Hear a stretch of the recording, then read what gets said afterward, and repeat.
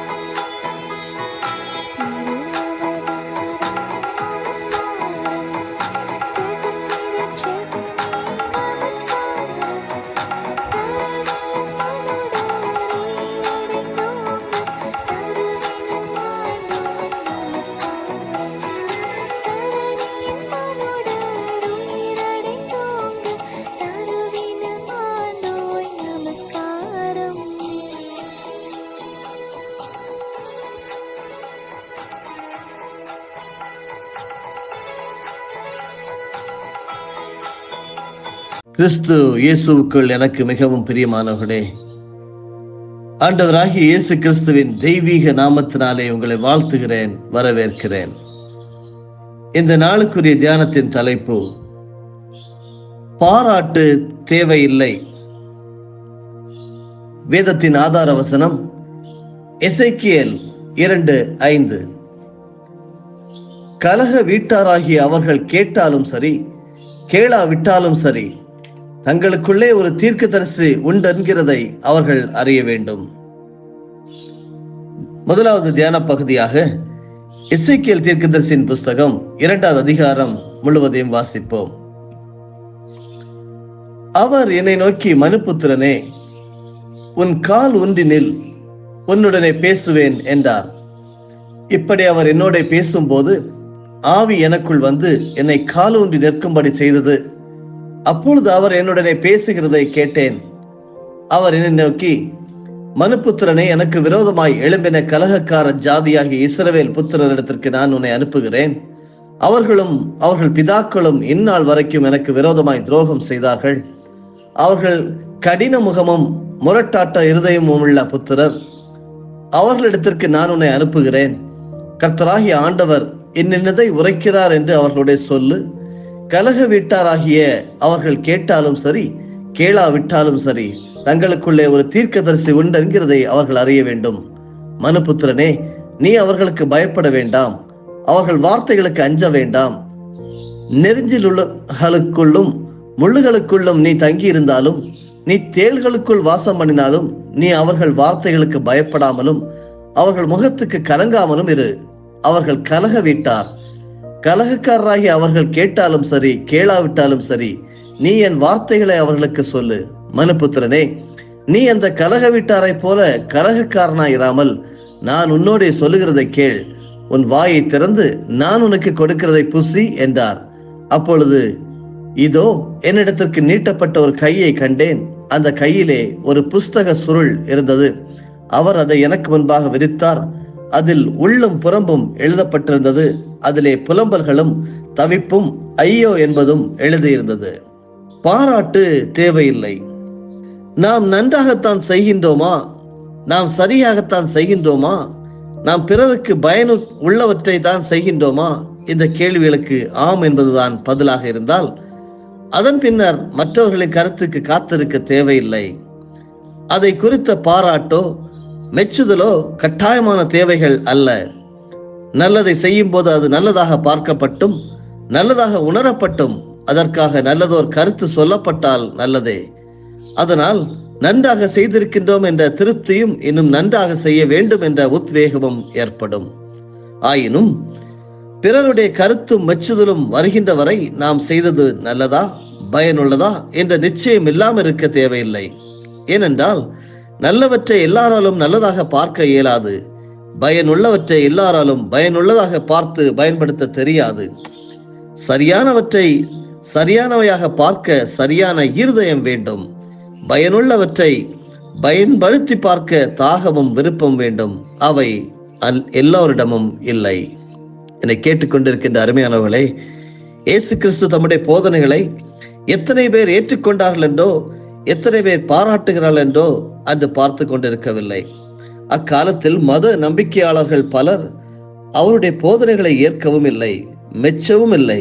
ஏனென்றால் அவர்கள் அவ்விதமான நல்ல இருதயம் உடையவர்களாய் இருக்கவில்லை. எனவே நல்லதை நல்லதாக பார்க்கவும் இயலவில்லை. நல்லதை அவசர உணர்வோடு பயன்படுத்தவும் முந்தவும் இல்லை.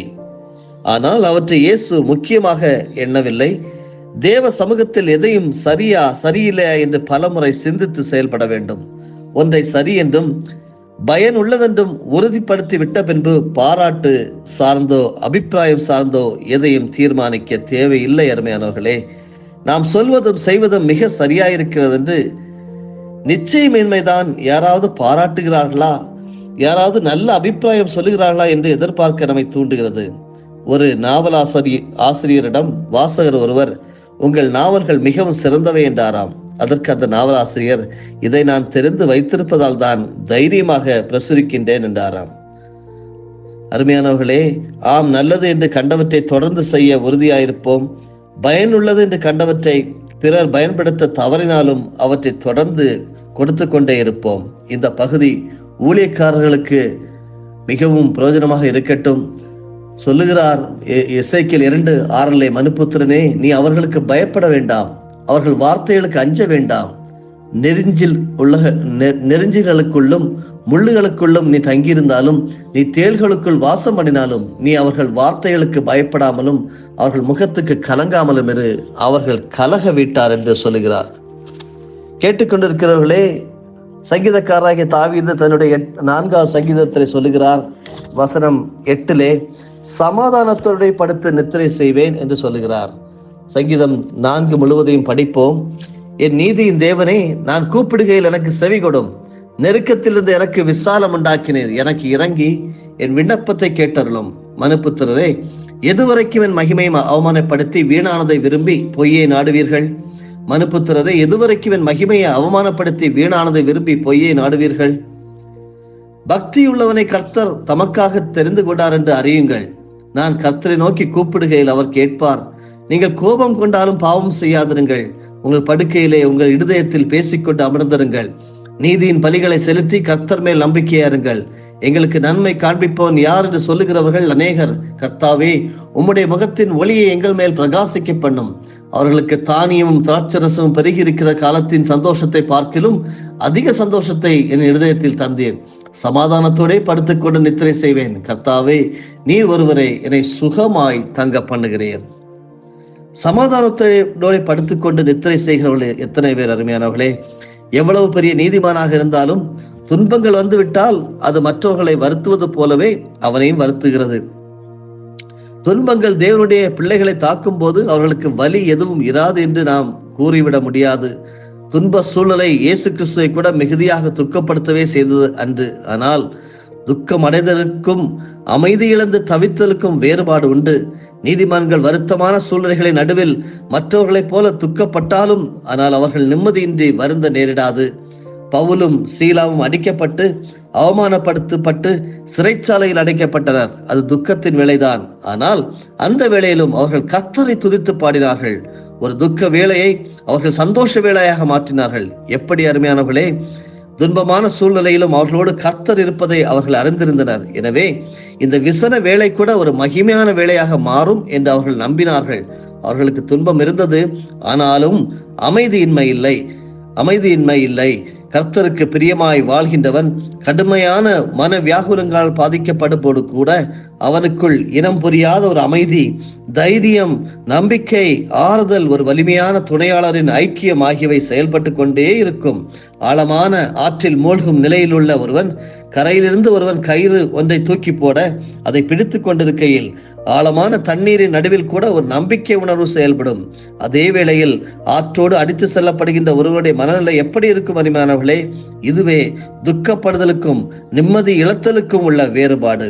வாழ்க்கையில் பிடிப்புகள் தளர்ந்து நம்பிக்கை மங்கி அடுத்து என்ன நடக்குமோ என்ற பீதி ஏற்பட்டு உள்ளான மனப்போராட்டத்தை தாங்கும் சக்தி இழந்து போகிற ஒரு நிலைமைதான் நிம்மதியின்மை. ஆனால் தேவனுக்கு பிரியமாக வாழ்கின்றவன் பல நிலைகளில் பாதிக்கப்பட்டால் கூட புலம்புவானையின்றி நம்பிக்கை உணர்வுகளில் தளர்ந்து போகவே மாட்டான்.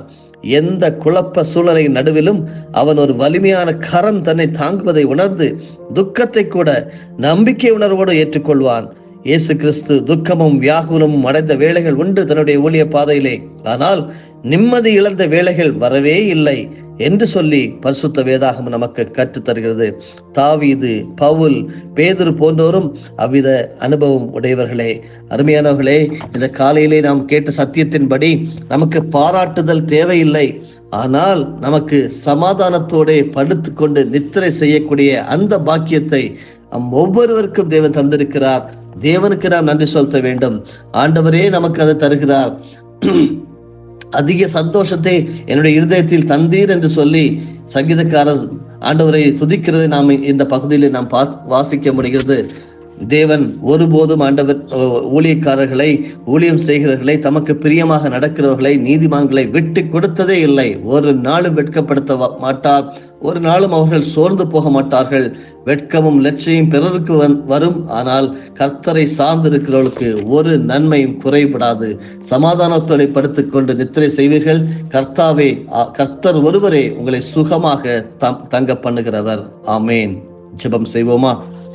நல்ல ஆண்டவரே, வாழ்க்கையிலே பிடிப்புகள் தளர்ந்து நம்பிக்கை மங்கி அடுத்து என்ன நடக்குமோ என்ற பீதி ஏற்பட்டு உள்ளான மனப்போராட்டத்தை தாங்கும் சக்தி இழந்து போகிற நிம்மதி இல்லாத சூழல் இருக்கிற ஒவ்வொரு சகோதர சகோதரிகளுக்காக ஜெபிக்கிற ஆண்டவரே, நீங்க அவர்களுடைய வாழ்க்கையில இருக்கீங்க. அவர்கள் தேவனுக்கு பிரியமாக வாழ்கின்றவர்கள். உம்முடைய இந்த இப்படிப்பட்ட சூழ்நிலையும் கூட நீர் ஒரு வலிமையான கரம், உம்முடைய கரத்தை நீட்டி தாங்குகிறீர் என்று சொல்லி அவர்கள் உணர்ந்து துக்கத்தை நம்பிக்கையோடு ஏற்றுக்கொள்ள கர்த்தர் உதவி செய்வீராக. ஆண்டவரே, சமாதானத்தோட ஒவ்வொரு நாளும் அவர்கள் படுத்துக்கொண்டு நித்திரை செய்ய உதவி செய்யும். இந்த நாளை எல்லாருக்கும் ஆசீர்வாதத்தின் நாளாக, மகிழ்ச்சியின் நாளாக, வெற்றியின் நாளாக, இரட்சணியத்தின் கம்பீர சத்தம் உண்டாகும் நாளாக அறிவிக்கிறோம். இயேசுவின் மூலமே பிதாவே, ஆமேன். என் ஆத்துமாவே கர்த்தரை ஸ்தோத்தரி, என் முழு உள்ளமே அவருடைய பரிசுத்த நாமத்தை ஸ்தோத்தரி. என் ஆத்துமாவே கர்த்தரை ஸ்தோத்தரி, கர்த்தர் செய்த சகல உபகாரங்களையும் மறவாதே. ஆமேன்.